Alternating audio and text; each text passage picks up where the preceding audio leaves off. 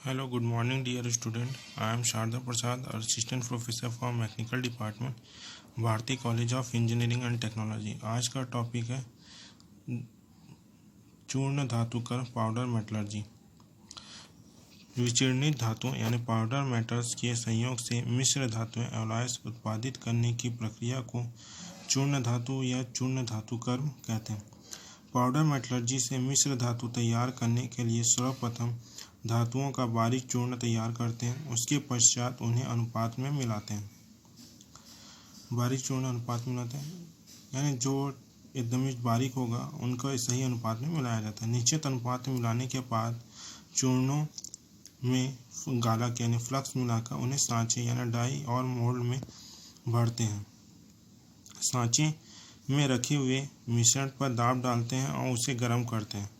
इससे चूर्ण धातुओं के कण आपस में अच्छी तरह बन जाते हैं और वांछित मिश्र धातुएं प्राप्त हो जाती हैं। इसके लक्षण हैं, यह प्रक्रम का उपयोग अधिकतर नॉन फेरस मेटल के लिए किया जाता है। विभिन्न धातुओं को मिलाकर इस प्रक्रम द्वारा मिश्र धातुओं की वस्तुओं का निर्माण किया जाता है। ऐसे बेयरिंग बनाए जाते हैं जिन्हें लुब्रिकेशन की आवश्यकता नहीं होती है। स्वतः स्नेह बेयरिंग या सेल्फ लुब्रिकेटेड बेयरिंग कहते हैं। जिन धातुओं पर मशीनिंग करना कठिन हो उन्हें वस्तुओं का निर्माण करना तथा चूर्ण धातु प्रक्रम द्वारा अपेक्षाकृत सरल होता है।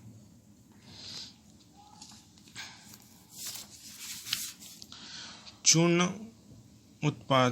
धातु के उत्पादन करने की विधियाँ। पहला है कणीकरण एटोमाइजेशन। इस प्रक्रिया में पिघली धातु को एक छिद्र या ओरिफिस से गुजारा जाता है तथा संपीड़ित वायु के प्रभाव से छोटे छोटे कणों में विभाजित कर दिया जाता है। फलस्वरूप धातु चूर्ण प्राप्त होता है। धातु कणों के आकार तथा साइन का नियंत्रण तापमान तथा द्वारा किया जाता है। धातु के ऑक्सीकरण को रोकने के लिए निष्क्रिय गैस इनर्ट गैस का उपयोग किया जाता है। इस प्रक्रम का उपयोग आरंभ में जिंक, सीसा, टीन आदि धातुओं को कड़ित करने में किया जाता है। गालन तापमान यानी मेल्टिंग टेम्परेचर निम्न होता है, परंतु बाद में इस्पात पर भी इसका उपयोग प्रारंभ हो जाता है। इस्पात एवं शुद्ध लोहे के कण पिघले हुए ढलवा लोहा इसी प्रक्रम द्वारा प्राप्त किए जाते हैं।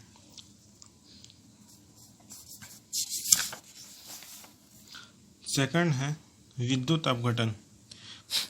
इस विधि में विद्युत के प्लेटों को एक अम्ल के घोल में रखते हैं जिससे विद्युत अपघट्य कहते हैं।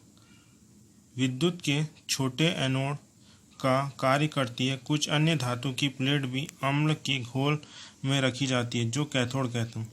जब उच्च धारा प्रवाहित यानी इलेक्ट्रिसिटी प्रवाहित होती है तो विद्युत अपघट्य से धातु की चूर्ण कैथोड पर नियंत्रण में जमा हो जाता है। कैथोड को टैंक से निकालकर पानी से धोकर अम्ल में साफ कर देते हैं और सुखा लेते हैं। नम धातुओं को खरोच कर पीसकर चूर्ण बनाते हैं और महीन कणों का रूप दे देते हैं। ताप उपचार से इसका कठोरीकरण कर देते हैं और हाइड्रोजन को निकाल देते हैं। अब ताप उपचार से इसका कठोरीकरण कर देते हैं और तांबा, कॉपर आदि महीन चूर्ण बनाते हैं, परंतु यह विधि बहुत महंगी होती है।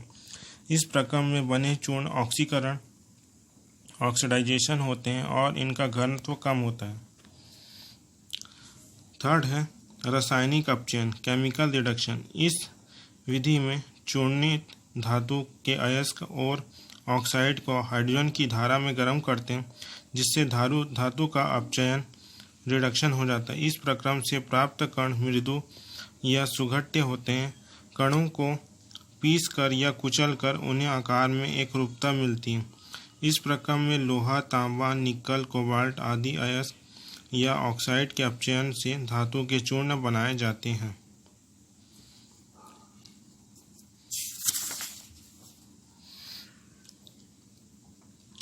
यांत्रिक चूर्णकरण मैकेनिकल। इस विधि में भंगुर धातुओं के चूर्ण बनाए जाते हैं। इस प्रक्रम के लिए तीव्र गति के चलने वाले कैथोड ग्राइंडर विपरीत दिशाओं में घूमने वाले प्लेटों से के चूर्ण बनाए जाते हैं। चूर्ण बनाने के लिए सबसे अधिक प्रचलित बॉल मिल है। मेटल पाउडर्स का गुणधर्म यानी पाउडर मेटलर्जी के गुणधर्म है। पहला, कणों का आकार तथा वितरण, size of particle and size distribution. धातु चूर्णों का एक प्रमुख लक्षण कणों के आकार है। धातु का घनत्व, पोरोसिटी, कंप्रेसिबिलिटी, पकाते समय संकुचन आदि कणों के आकार पर निर्भर करता है। धातु के कणों का आकार जानने के लिए चूर्ण को एक निश्चित मैस वाली छलनी से छाना जाता है। समान आकार के कणों से धातु की पोरोसिटी बढ़ जाती, परंतु विभिन्न आकार के कणों से ये कम होती है तथा महीन कणों से घनत्व अधिक होता है। कणों की आकृति, शेप ऑफ पार्टिकल्स। कणों की आकृति चपटी, कोणी, गोल हो सकती है। अवयवों की पोरोसिटी, सामर्थ्य और अपनापन कणों की आकृति पर निर्भर करता है, जिससे चूर्ण का प्रभाव स्वतः ऑटोमेटिक फीडिंग, पकाने या ठंडा करने पर विकृति में नियंत्रण संभव हो जाता है।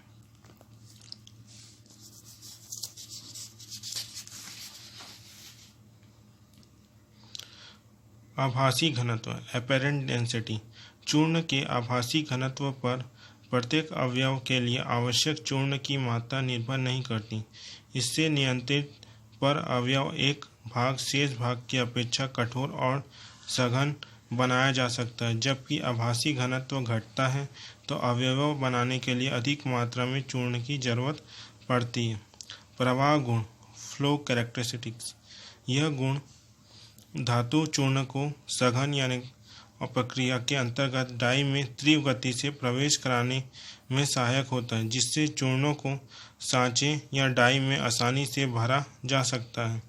पकाने की क्षमता, कणों को परस्पर सामंजस्य के लिए धातुओं में पकाने की क्षमता होनी चाहिए।